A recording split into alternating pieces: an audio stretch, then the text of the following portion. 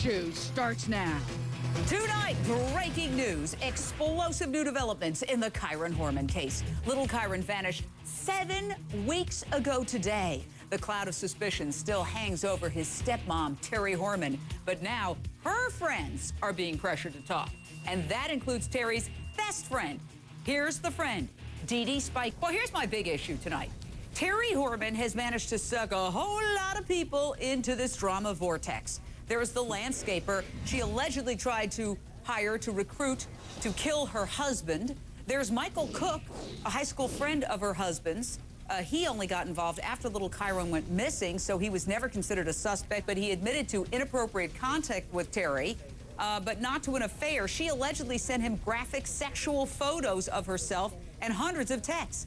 And now there's this best friend. So I got to go to the shrink on this. Dr. Jen Berman, what is it about Terry Horman that she's able to suck so many people into her problems? I mean, obviously, she's at the center of a searing hot spotlight of negative attention.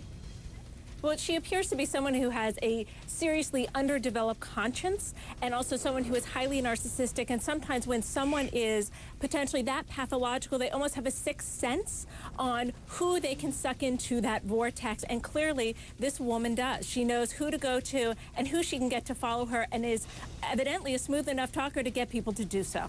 Maybe charisma. You know, she might have some strange charisma that makes people want to get involved with her personal issues. Vicki, Nebraska, your question or thought, ma'am? Yes. Good evening, Jane. Hi. I had a thought that if they were having marital problems and possible suspicions, why would Kane allow Terry to take the child alone? Well, that's an interesting question. And just to give the viewers the backstory, in case you missed it, Kyron's dad, you see him there. He was originally solidarity with Terry. Then apparently police told him that Terry allegedly tried to hire a hitman several months before little Kyron disappeared to kill him. And that's when he packed his bags and took off, taking the child with him. Bruce McCain, you're a former sheriff's investigator with the very sheriff's office investigating this case. Yeah, it's the dad who's giving us all the new information. More on little Kyron Horman next. Obviously, police are going to see, was there a doctor's appointment for next Friday? And wouldn't Kyron's father know about said doctor's appointment? Well, one would think so, and one would also wonder that they didn't know whether that child had a doctor's appointment that very day. Because if he did, for example, it's possible she took him to the science fair, and then they left, and on the way to the doctor's appointment or before that, something happened, and he was murdered at that point in time, and so then she changed the whole day. Oh, no, there wasn't a doctor's appointment. He was in school. I don't know what happened to him. Or was there never a doctor's appointment, and therefore it's even more suspicious that there was something premeditated. So that's where it's really going to come down to. Was there a doctor's appointment or wasn't there a doctor's appointment? First of all, Bruce McCain... And Jane, go ahead. And I'm sorry, but we've got all these other people involved, and my experience is that there are two kinds of secrets out there, Jane. There are secrets that are not good enough to keep, and those that are too good to keep. And there's too many people who, it sounds like, know too much, and ultimately the truth is going to come out. Well, I agree with you, and that's why I wrote a book called Secrets Can Be Murder. Toxic secrets often explode in violence. I have a feeling we're at the tip of the iceberg on the toxic secrets in this particular case.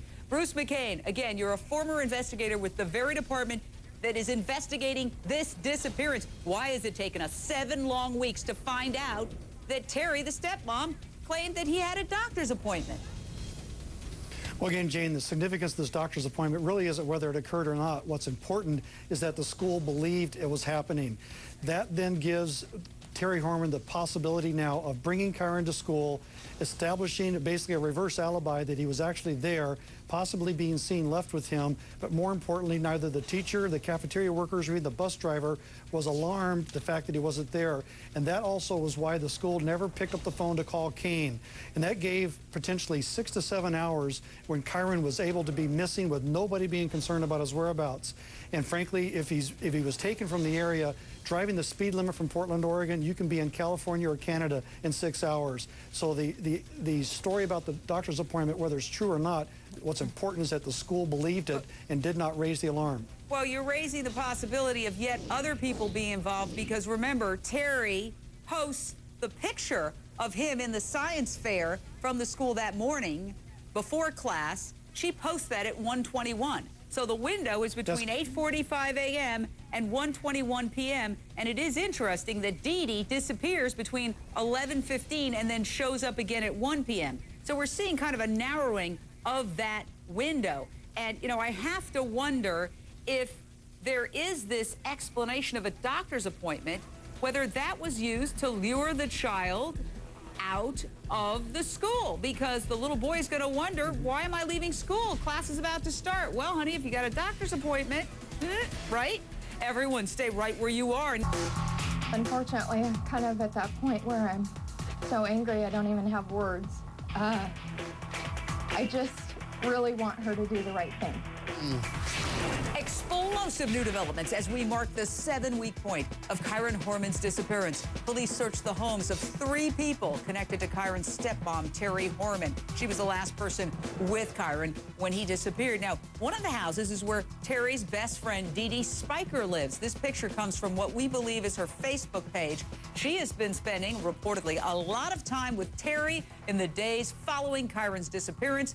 Police want to know what she knows, and Kyron's parents claim that this friend is not cooperating. We don't know. We've been trying to reach her. Irma, Texas, your question or thought, ma'am? Yes, Jane, thanks for taking my call. There's a question that's been going over in my mind.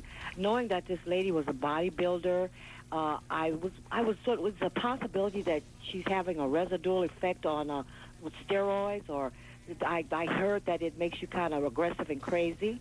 And one other question was if they have looked into the possibility of insurance policies to kind of sway this woman to do something to get rid of the father and her son and his. Well, I think we've already asked about the insurance policies, and the answer is we don't know. But Dr. Jen Berman, psychotherapist, the caller makes an excellent point. We're going to try to show you those pictures of her bodybuilding again. This is what they shared in common, Dee Dee. And believe it or not, this is a picture of the stepmom a few years ago before she had a child with Kyron's dad. And look how buff she is. They share this passion for working out together. What does that tell you? Well, in terms of steroid use, yes, when someone is using steroids, they're more likely to have outbursts of anger. But everything that we've seen so far points to something that is far more potentially premeditated if, in fact, she did it. So I wouldn't point to the steroid use. I know that there's been some talk of postpartum depression, but to me that doesn't fit either, because this isn't postpartum psychosis. She's not having delusions. And with postpartum depression, she would be depressed. She wouldn't be acting out aggressively. She wouldn't be kidnapping, and she wouldn't be potentially causing the disappearance of this young boy. And, you know, again, nobody has been named a suspect, and the cops just want to talk to Terry's friend. But I find it fascinating that people get sucked into the drama of other people, the negative excitement. Hypothetically speaking, criminals often have enabling friends, Pat Brown. I mean, O.J. Simpson had his Al Cowlings. Joran Vandersloot had his Calpo brothers, correct? Oh, yeah. Oh, yeah.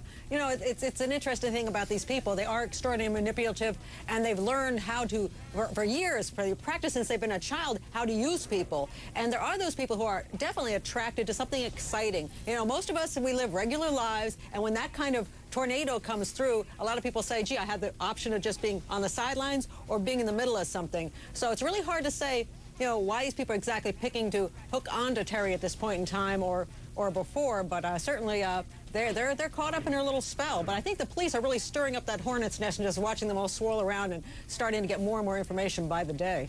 Yeah, and yeah, but Jane, being on the sidelines being on the sidelines of this game is a dangerous place to be, because of course there's charges like accessory after the fact or obstruction of justice, or if somebody does aid and abet in the planning and in the crime itself, they could have exposure for even murder. So very, very dangerous. Leave it right there. Fantastic panel. Thank you.